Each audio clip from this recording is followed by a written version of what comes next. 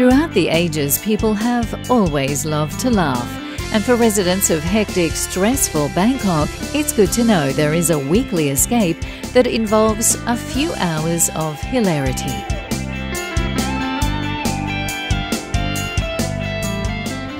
If you need a good laugh, and let's face it, these days, who doesn't? Then get yourself down here to the Royal Oak in the heart of Bangkok for the Comedy Club, a regular event that brings in some great stand-up talent from around the world. And the man behind it all? Well, he's standing right here. Chris Pagoda. Chris. How are you doing?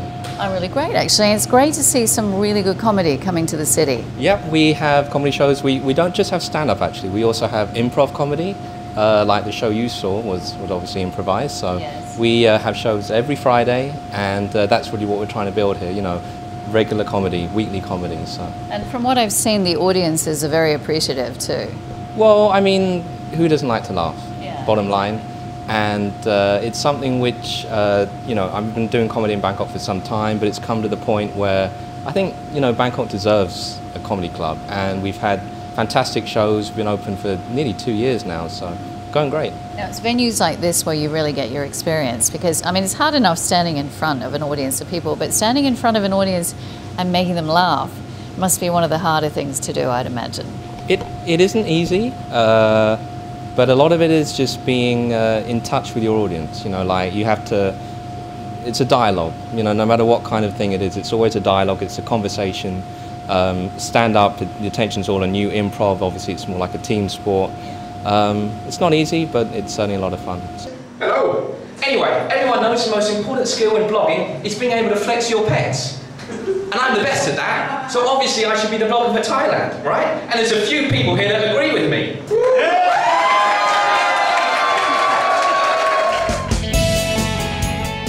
Testing out his dark humour on this tough audience was this brave comedian from Vietnam. I'm from Vietnam, and just a forward, some of my jokes are a little bit on the offensive side apparently. So I just want to assure you guys that I don't care. He was followed by a locally based Aussie jokester. Hour and a half took me to get here. I was coming from a sock.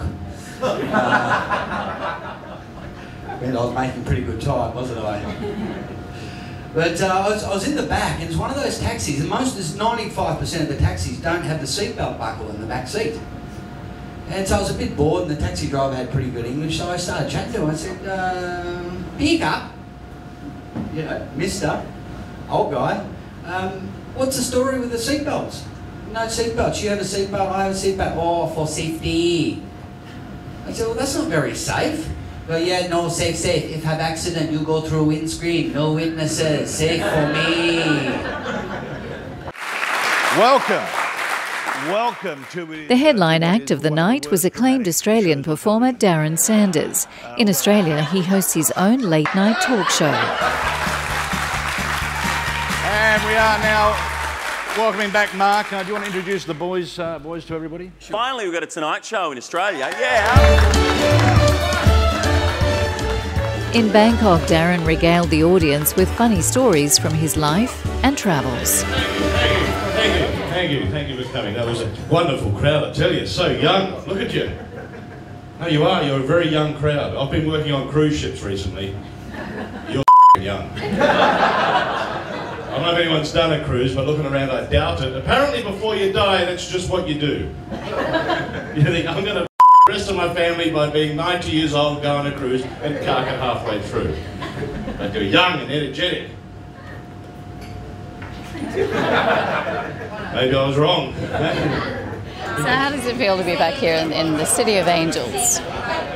Isn't that Los Angeles? But this is more like the City of Devils. But no, it was good. I finally found the place again. It's probably been about 5 years since I've been here. And I'm trying to, because every back alleyway looks very similar to every other back alleyway. Is she right there? That's quite funny, actually. That could be in one of your jokes. Do they have recycling here? Does she get money? Do they take it to a bottle shop and get 5 cents back or something? This is Bangkok.